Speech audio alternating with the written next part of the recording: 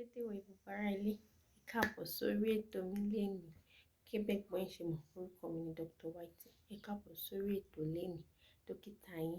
Lórí ètò wa àkọ́kọ́ lénìí, èmi àti yín á jọ máa sọ̀rọ̀ nípa nǹkan kan tó yẹ pé kò sí fẹ́ ní ó lójú àwọn tí kò ṣe rí. Ó ti ṣe mí mọ̀ bó ti máa ṣe yín náà rí. Kò ń ṣàìsàn pàtó, àmọ́ ìfarahàn àìsàn kan ni. So èmi àti yín á jọ máa sọ̀rọ̀ nípa ibà. A máa ní òtútù mú mi, ara mi gbóná, kíni kan, kíni kan ṣe mí. Ó fẹ́ lójú àwọn èèyàn tí kò tíì ní ibà kò tiẹ̀ sí. Torí ọ̀pọ̀lọpọ̀ ìgbà a ó ti ṣe jàǹbá kòkòrò kan tàbí èmi tó fa ibà. Àmọ́ wàhálà tí àṣìṣe tí ọ̀pọ̀lọpọ̀ wa máa ṣe ni pé táwọn èèyàn bá ti ní ibà báyìí, wọ́n ní màléríà ni, lọ lo òògùn màléríà. Tó bá ti wá lò tí ó bá ti ṣiṣẹ́ tán lọ kẹ́mi lọ́dọ̀ àlùbá wọn, ẹ fún mi lóògùn typhoid ni mo ti lo òògùn màléríà kò lọ. Ẹ pẹ̀lẹ́ o, dókítà.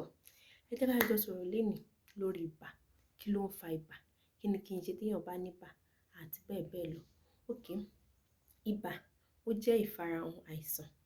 Ibà dẹ̀ máa ń ṣẹlẹ̀ nígbà tí ara èèyàn tó jẹ́ àjòjì tí kò dẹ̀ ṣàǹfààní fún ara tó bá wà nínú ara.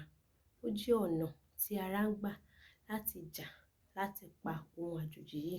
Ṣùgbọ́n ọ̀pọ̀ ìgbà ara ò lè dá pá torí tó bá ti ń ṣiṣẹ́ tó ti jà, ibà ẹ bẹ̀rẹ̀ sí máa ṣẹ́yọ. Oríṣiríṣi nǹkan ó pọ̀ lọ́pọ̀lọpọ̀ ló máa ń fa ibà. So daddy àti mommy, màléríà nìkan kọ́ ló ń fa ibà. Màléríà nìkan kọ́ ló ń jẹ́ kára èèyàn gbóná. Ọ̀pọ̀lọpọ̀ nǹkan ló ń fa lè jẹ́ kára èèyàn gbóná. Ohunkóhun tó bá ti jẹ́ àjòjì tí kò dẹ̀ ṣàǹfààní fára tó bá ti wà nínú ẹ̀jẹ̀ èèyàn, òun ló máa ń fa ibà. Ìkan tí màléríà jẹ́ kan nínú wọn torí àjòjì ni kò dẹ̀ ṣàǹfààní fára. Wàhálà ló fẹ́ dá kalẹ̀, jàǹbá ló fẹ́ dá kalẹ̀. Ara yín dẹ̀ ti rí pé kíní yóò dá o. Òun ló ṣe máa ṣe wàhálà. Kí wá ní àṣìṣe tó ọ̀pọ̀lọpọ̀ èèyàn tún máa ṣe lẹ́ẹ̀kejì ni pé tó bá ti ní ibà báyìí, wọ́n ní ẹ lo paracetamol. Tó bá ti lo paracetamol, ó máa lọlẹ̀. Bẹ́ẹ̀ ni, torí kí ni iṣẹ́ paracetamol? Ó ní láti jẹ́ kí ibà kó lọlẹ̀. Ṣùgbọ́n tí èèyàn bá lo paracetamol fún ibà, bíi pé kí n ṣàlàyé kíní báyìí fún yín, bíi pé kí èèyàn ṣí omi kalẹ̀ nínú ilé. Ibi tómi náà lè gbà jáde kí èèyàn ti pa, kí èèyàn wá tilẹ̀kùn pa, kómi wá ya sí gbogbo inú ilé. Kí èèyàn wá mú ìgbálẹ̀ kí èèyàn máa fi gbọ́n omi. Táàpù tá ṣí kalẹ̀, omi tí èèyàn ṣí kalẹ̀ èèyàn ò tí o. Ibi tómi náà lè gbà jáde tó di èèyàn ò ṣí o. Àmọ́ èèyàn gbọ́n mi, àwọn tí máa gbọ́n mi díẹ̀ yóò dínkù. Tó bá ti yá yóò tún pọ̀ sí i. Nǹkan tí bá ń ṣe gangan, nǹkan tí paracetamol ṣe gangan fún ibà nìyẹn. Bíi pé kí èèyàn máa gbọ́n omi, àmọ́ èèyàn ò tí, èèyàn ò dẹ̀ jẹ́ kómi náà jáde. Torí èèyàn ò tí wo nǹkan tó fa ibà gangan, èèyàn ò tí mójútó. Paracetamol máa jẹ́ kí ibà lọ, á lọlẹ̀. Bá lọlẹ̀ díẹ̀, á tún bẹ̀rẹ̀ padà. Torí ti táàpù, jẹ́ kómi lọ. Omi máa tún padà, tẹ́ bá gbọ́ díẹ̀ bẹ́ẹ̀, á tún padà tún kúnú lé ni. So ara ní ìgbà tẹ́ ní pé kìí ṣe màléríà, kìí ṣe typhoid, kí wá ló ń fa ibà? Oríṣiríṣi nǹkan ló ń fa ibà. Bẹ́ẹ̀ láti gbogbo tó pọ̀ jù ní agbègbè wa yìí. Màléríà, tẹ́fọn bá jẹ́yàn, màléríà lè fa ibà.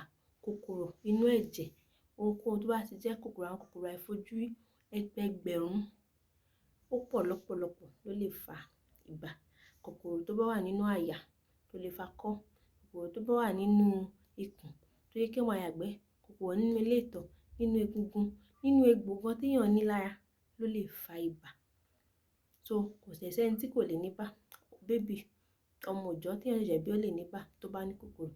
Àgbàlagbà tó ti dàgbà kújókújó tó ti gbóko ó lè ní ibà. Kò sí ẹni tí kò lè ní ibà. Kí wá ní ká ṣe o tí èèyàn bá ní ibà? Tẹ́ bá ní ibà, ẹ má lọ ra òògùn màléríà. Tẹ́ bá wà nílé, tẹ́ pé ẹ lè tètè dé hospital immediately. Àgbàlagbà àbọ́mọdé ká kọ́ sọ̀rọ̀ nípa àgbàlagbà náà. Àgbàlagbà, èèyàn lè sáré lọ wẹ̀, ẹ̀dọ̀mi sára, á jẹ́ kára yín wálẹ̀ díẹ̀. Torí tí èèyàn bá ní ibà, ṣẹlẹ̀ àgbàlagbà a máa ń ṣe kíní yẹn tí kò dẹ̀ ṣe ohun tó tọ́. Ìgbà tí èèyàn bá ní ibà tó tún mú èèyàn ní ẹ dáṣọ bò mí. Tí èèyàn dáṣọ búra yẹn, ó tún jẹ́ kí ibà yẹn kó máa pọ̀ sí ni. So tí ẹ bá ní ibà, ẹ bọ́ ṣọ yín kẹ́ lọ wẹ̀. Tẹ́ bá ti domi sára bí kẹ́ fún mi inú ara, tẹ́ fi inú ara tán, ẹ lè lo paracetamol. Tẹ́ bá ti wá ṣe yẹn tán, ẹ rọra gbé bọ́dì yín jẹ́ẹ́jẹ́. Kẹ́ máa lọ sí hospital. Ẹ jẹ́ kí dókítà yín wádìí ṣé malaria ni, ṣé typhoid ni, ṣé kòkòrò kan ni, àwọn ló máa lè sọ, tí wọ́n á lè fún yín lóògùn tó tọ́. Ibà máa ṣàyẹ̀wò, a máa wò ó, ṣé ẹ ní malaria lóòótọ́? Ẹ jẹ́ ká wo inú ẹ̀jẹ̀ yín o, ṣé kìí ṣe pé kòkòrò kan wà ńbẹ̀? Tá bá tẹ̀lé wá kòkòrò, ṣé kìí ṣe pé àwọn àpẹẹrẹ pé àwọn sójà ara tó ń bára ja kòkòrò, ṣé kìí ṣe pé wọ́n pọ̀ jù nínú ara, táwọn olóyìnbó máa ń pè ní white blood cells, ṣé kìí ṣe pé ó pọ̀ jù nínú, ṣé ó rí pé ó pọ̀ jù? Tó bá pọ̀ jù, ó ní pé kòkòrò wà nínú ara táwọn Kini yìí bá jà ló ṣe jẹ́ kó pọ̀ báyìí. Wọ́n máa fún yín lóògùn. Wọ́n á dẹ̀ béèrè àwọn ìbéèrè tó lè tọ́ wọn sọ́nà láti mọ ibi tí kòkòrò yìí lè wà àti nǹkan tó lè fà á. Tí wọ́n bá dẹ̀ rí, a lè gbẹ̀jẹ̀ láti wo inú ẹ̀jẹ̀ yẹn ní inú apẹ̀ pẹ̀lú àwọn irinṣẹ́ ńláńlá kọ̀ọ̀kan láti wá kòkòrò yìí. Ìyẹn ení. Tó bá jẹ́ pé ọmọdé ni, ọmọdé pàápàá jùlọ àwọn bébì tí wọn ò lè sọ̀rọ̀, tọ́mọ yín bá ní ibà, ẹ má fún ní paracetamol, ẹ gbé. Ẹ má kàn déédéé fún ní paracetamol pé ẹ fún lónìí, ó dúró, ẹ fún lọ́la, ó dúró, ẹ fún lọ́tùnla. Wàhálà lẹ ń dálẹ̀. Tọ́mọdé bá ní ibà, pàápàá jùlọ tó bá jẹ́ bébì ìkókó tí kò ju bí ọmọ oṣù kan lọ, ẹ bọ́ṣọ ẹ̀. Tẹ́ bá ti bọ́, ẹ fomi nù lára. Tẹ́ bá ti fi nù lára tó ra wálẹ̀ díẹ̀, ẹ gbé báyìí, ó dọ̀ hospital. Ẹ má dúró o, torí kò lè sọ̀rọ̀. Ibà ọmọ ìkókó dẹ̀ ni, ó yára pa wọ́n, ó dẹ̀ yára ṣe wọ́n léṣe, oríṣiríṣi nǹkan ló máa ṣẹlẹ̀ nínú àgọ́ ara wọn. Ìyẹn ó lọ bẹ́ẹ̀. Ká wá sọ̀rọ̀ nípa àwọn ọmọdé tó ti póṣù, pàápàá jùlọ ọmọ oṣù mẹ́fà sọ́dún mẹ́fà tó bá ní ibà, ẹ bá ń bọ́ṣọ wọn, ẹ bọ́, kẹwẹ̀ fún wọn àbí kẹ fomi nù wọ́n lára. Ẹ lè fún wọn ní paracetamol. Tọ́mọdé bá ní ibà tó bá gbóná jù, tètè wá nǹkan ṣe sí i, kódà kẹ́ tó lọ sí hospital, ó lè ṣe gìrì. Wọ́n ní pé ọmọ ṣe gìrì tó máa nà wọ́n, tó máa jẹ́ kíní. Ibà lè jẹ́ kọ́mọdé ṣe gìrì. Nǹkan tó pọ̀ tó jẹ́ káwọn ọ̀pọ̀lọpọ̀ máa ṣe gìrì ní ibà, táwọn bá ti gbóná jù, tó bá ti pé ara ọmọ yìí ti ń lọ, wọ́n ṣe bá kẹ́ má dúró di kó gbóná kan. Tó bá dé pé ara ọmọ yìí kàn déédé gbóná wá, ẹ tètè bọ́ṣọ ẹ̀, ẹ fomi nù lára, ẹ wẹ̀ fún, ẹ fún ní paracetamol, pán, hospital yá. Ẹ má ní mo ti fún paracetamol ti wálẹ̀, á tún padà wá sókè. Tí ṣí tap, tí jẹ́ kó mi lọ, omi á tún padà yá wọlé tẹ́ bá nù, torí paracetamol bí pé kan gbọ́n mi ni. Ẹ fún ní oògùn, ẹ gbé lọ sí hospital káwọn dókítà wò kí ló ń ṣe ọmọ yìí gangan, kí ló fà bá yìí, oògùn wo gangan la lè lò. Tí wọ́n bá ti wá fún wọn ní oògùn tó lè pa àwọn kòkòrò yìí, bóyá malaria ni, bóyá nǹkan míì ni, tó bá ti fún wọn lóògùn, tí wọ́n bá lo paracetamol mọ́, ó dá ń gbà wọ́n wípé ẹ ń gbọ́n mi, ẹ ti tap, ẹ dẹ̀ ti ṣí ibi tó block, ibi tó dí tí ò jẹ́ kó mi lọ. Omi máa tán nínú ilé torí ẹ ń gbà. Tẹ́ bá ti gbà tẹ́ mọ́, á gbẹ èèyàn, á rí bí bẹ́sẹ̀ sínú ilé. So nǹkan tí ọ̀rọ̀ ibà bó ṣe sí nìyẹn. Oríṣiríṣi nǹkan míì tó bá dẹ̀ tún jẹ́ àgbàlagbà náà, bẹ́ẹ̀ náà bákan náà ni. Ẹ lọ sí hospital, ẹ jẹ́ kó mọ nǹkan tó ń fa ibà. Malaria nìkan kọ́ ló ń fa ibà. Ibà tẹ́ tọ́jú pẹ̀lú oògùn malaria tí kò lọ, kì í ṣe typhoid. And tó bá fún yín lóògùn fún ibà, ọ̀pọ̀lọpọ̀ tó bá ti lọ ọjọ́ kan, ọjọ́ méjì tó bá ti tọ́ báyìí, ara ti yá. Láàárín ọ̀sẹ̀ kan á tún bẹ̀rẹ̀. Wọ́n ní oògùn tó yẹ fún mi gbà tẹ́ ẹ pẹ́ ẹ lògùn pé. Tó bá fún yín lóògùn pé ní ibà, tó máa ní kẹ́ lò fọ́sẹ̀ kan, ẹ lò fọ́sẹ̀ kan. Tó bá ní kẹ́ lò fọ́jọ́ mẹ́ta, ẹ lò fọ́jọ́ mẹ́ta. Oògùn ibà tó wá ṣiṣẹ́ fún Daddy Suberu, òun náà kọ́ ló máa ṣiṣẹ́ fún Daddy John. Yanni Daddy John, Daddy Suberu ọ̀rẹ́ mi ni. Ó ní ibà níjẹta, wọ́n fún lóògùn kan, ó ṣiṣẹ́ gan.